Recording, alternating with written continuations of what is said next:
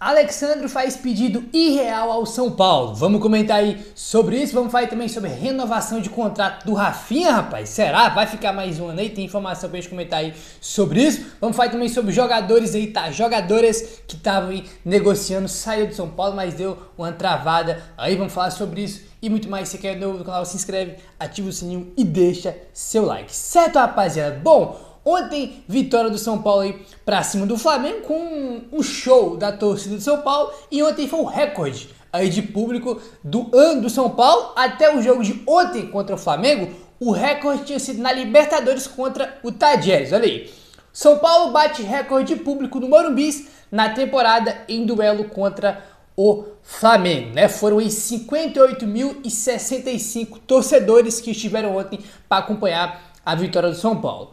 O número é superior aos 56.162 registrados na vitória por 2-0 sobre o Tadieres, aí pela Conmebol Libertadores no dia 29 de maio, né, que foi aquele jogo, foi o último jogo do Brasileiro da Libertadores, que valia ali a liderança do grupo, a ver quem se classificaria em primeiro, né, cara? Se o Tadieres empatasse ou ganhasse, eles ficavam em primeiro, o São Paulo precisava ganhar para ficar em primeiro, venceu. E até ontem, esse era o maior público do ano, 56 mil contra o Tadieres, e ontem foi superado aí, né, com mais de 58 mil nesse jogo de ontem contra o Flamengo. A torcida de São Paulo é um absurdo, né, que é um negócio assim de maluco, é aí, né?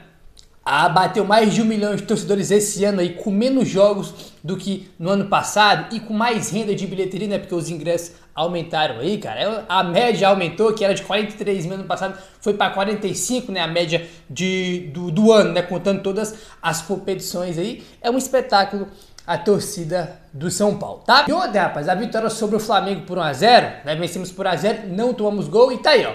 O São Paulo é o segundo time com mais jogos sem sofrer gols no Campeonato Brasileiro, tá? São 8 jogos aí sem sofrer gols no Campeonato Brasileiro. O primeiro time aí é o Palmeiras com 9, tá? O Palmeiras tem 9 jogos sem sofrer gol. E em segundo tá o São Paulo com 8 jogos aí sem sofrer gols, né, cara? E ontem foi aquela baliza zero, aquele sem sofrer gols, com gosto de falar, porque o Rafael não fez nenhuma defesa no jogo.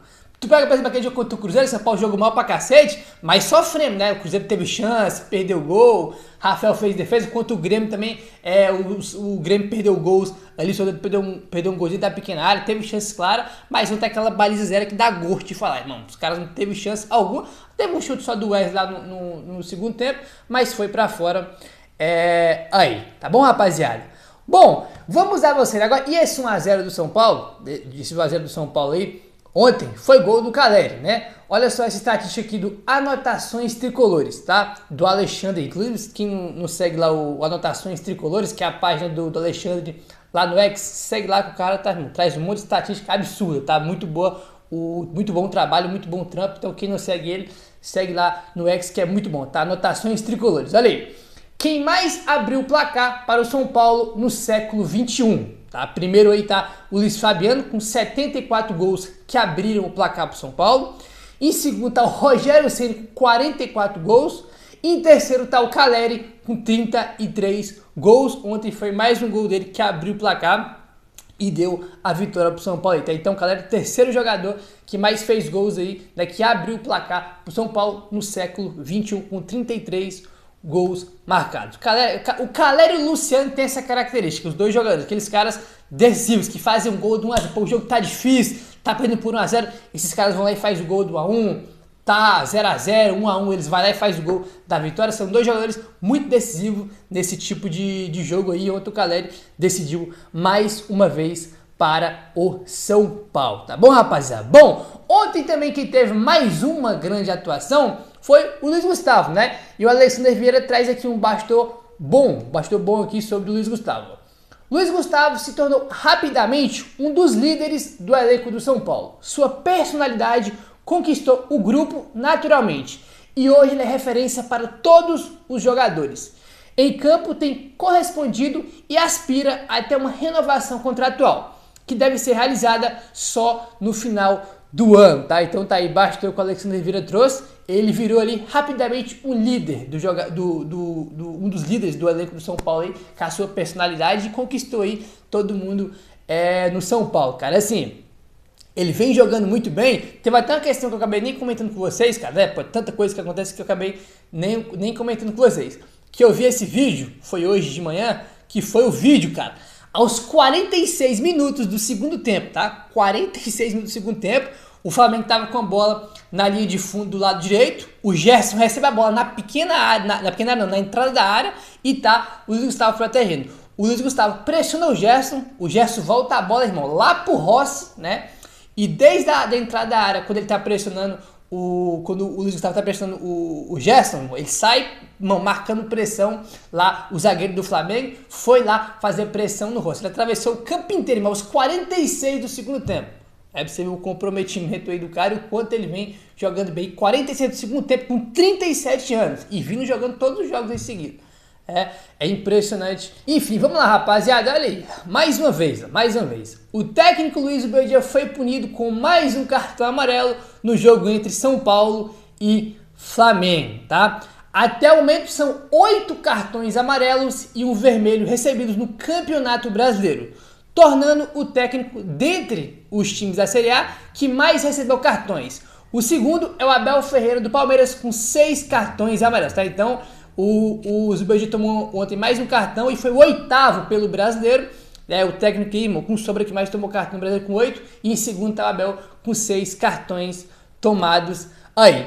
Zuberdi estará na beira do gramado na próxima rodada contra o Atlético Goianiense, no domingo. Se for advertido, fica de fora contra o Palmeiras, né? Que é o próximo jogo é o Goiás, mas falando do Brasileirão é o Atlético Goianiense. E se ele tomar cartão, ele fica de fora contra o Palmeiras, tá? Então no próximo jogo ele não pode tomar cartão porque o jogo seguinte é um clássico São Paulo e Palmeiras no Allianz Parque. Ele, evidentemente que ele tem que estar na beira do gramado porque ele é o técnico do time e muito importante. Pô, eu já comentei sobre isso aqui, a galera vai ficar, pô, Gabriel, deixa o cara, que não sei o que, é o jeito dele. Cara, tem cartão que ele toma que é bobo demais, gente.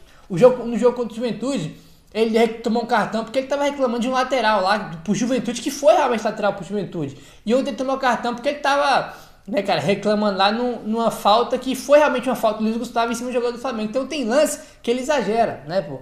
Aí, pô, Gabriel, pô, deixa o cara, cara. Aí ele fica de fora de novo contra o Palmeiras, depois vocês não acham ruim. Contra o Botafogo ele ficou de fora. Jogo grande, importante, ele tinha que estar à beira do campo. No jogo contra o Botafogo, o Michel Araújo entrou no segundo tempo porque o Rafinha tava falando pro auxiliar do Zuberdi botar ele e o auxiliar foi lá e botou. Você vê a falta que o técnico faz, né, pô? Gosto muito do Zuberdi, irmão, pô, que ele ganha tudo no São Paulo, fique anos no São Paulo, gosto muito do Zuberdi. Mas tem alguns cartões que ele tem, cara, que melhorar nesse comportamento dele, porque isso prejudica o time, né? Por ser que tem gente que reclama, pô, eu falei isso aqui depois do jogo com o Juventude, teve um monte de gente que reclamou aqui, mas, cara, é um fato, né?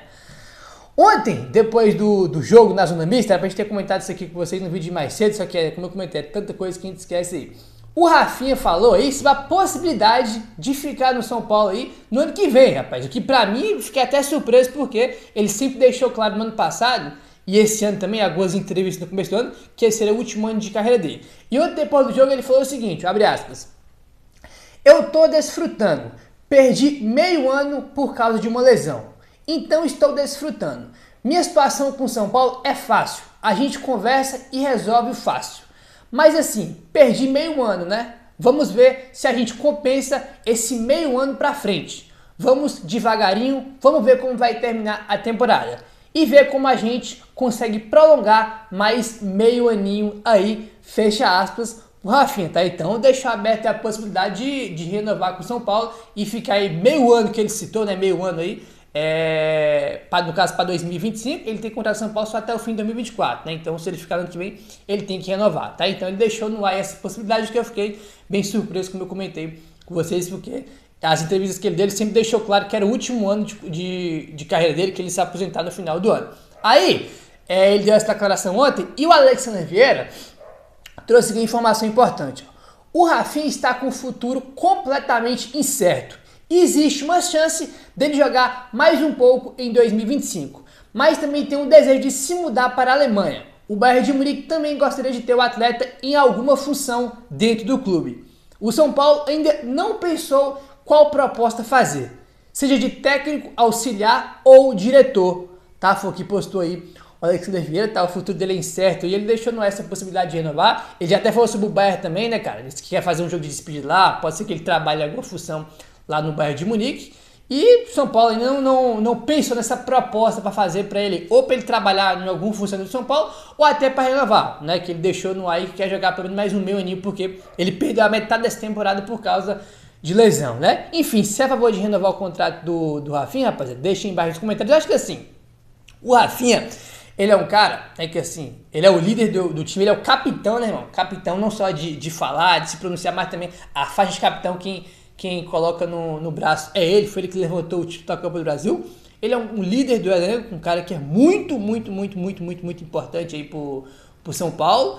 E eu acho que tem que ver também como é que ele vai render até o final. Ontem, por exemplo, ele fez uma partidaça. Pô, o Bruno Henrique, eu tava preocupado com o Bruno Henrique, a gente até comentando no pré-jogo, pô, rapaziada, tô preocupado com esse lado direito do São Paulo. E com motivo, né? Não tava errado no aspecto de estar preocupado, porque o Rato, que ajuda muito o Rafinha, foi esse ano passado, o Rato, irmão, tá fazendo jogos aí, um pior que o outro. Ontem entrou como titular e jogou muito bem.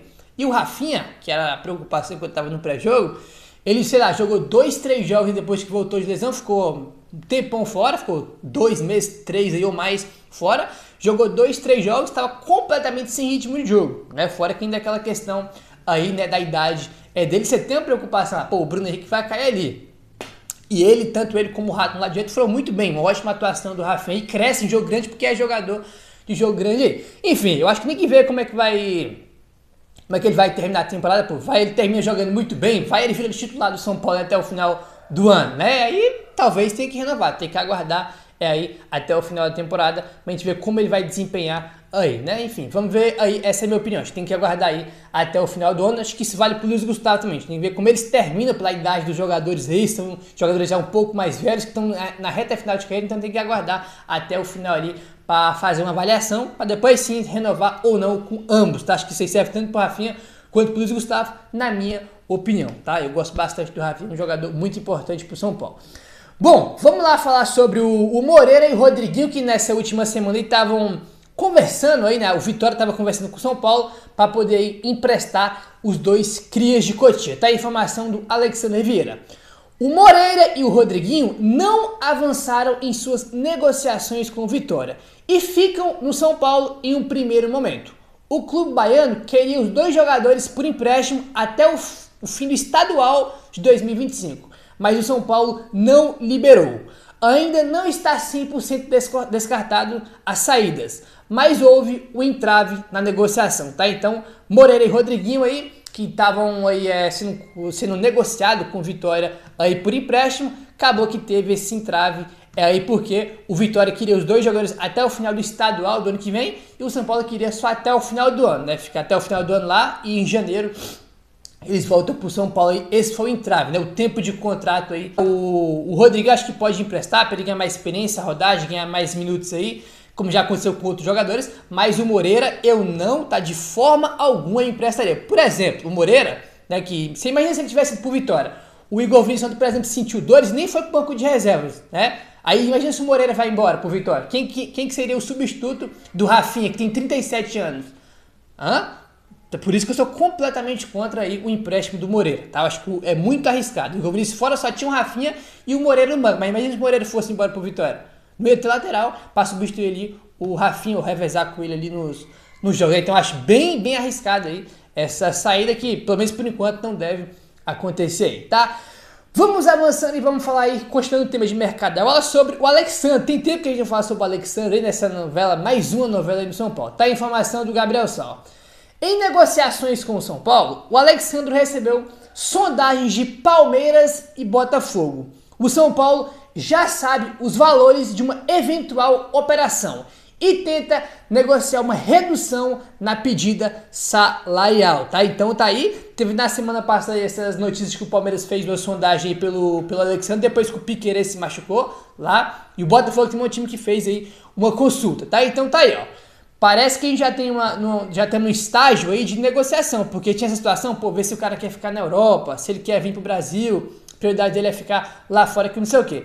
O Gabriel Sá, que ele traz que ele tá negociando, que o São Paulo já sabe o valor aí da operação, né, que vai ter que pagar para ele, né, de contrato, de luva aí, porque ele tá livre no mercado, ele vai receber uma luvas, óbvio, né, porque o jogador que tá livre no mercado recebe uma luva. Aí o São Paulo já sabe o valor da operação e tá tentando negociar uma redução aí, né, se tá tentando reduzir é porque provavelmente ele fez um pedido alto pro São Paulo aí, e o São Paulo tá tentando reduzir esse pedido aí do Alexandre, né, cara? Enfim, eu só não entendo realmente essa insistência no Alexandre, né, cara? Parece que só tem ele, ponto. A impressão que eu tenho é o seguinte, se o São Paulo conseguir trazer o Alexandre agora, ele vem, ótimo. Se não conseguir, irmão, não vai atrás de outro, vai ficar só com ele. Pra mim é bem claro isso, bem claro, né? O próprio Alexandre veio trouxe informação de que o São Paulo tá focado no mercado em busca de um volante. Zagueiro e lateral tá de lado, tá escanteado aí. Se aparecer uma oportunidade, conta. Se não aparecer, vai com o Hélio e o Patrick até o final do ano. Daí os caras querem o Alexandre. Se ele vir bem, se não vir, vai ficar só com o Hélio aí, né, cara? Então, São Paulo tá tentando reduzir aí essa pedida salarial do Alexandre. Enfim, vamos ver se agora o negócio vai pra frente ou não. E tem também o Palmeiras aí, apesar que o André também trouxe informação de que o Palmeiras fez uma consulta, mas não deve avançar, né? Então, vamos ver aí o que vai acontecer aí em relação ao Alexandre, né? Se inscreve no canal, ativa o sininho, valeu, tamo junto e saudações tricolores.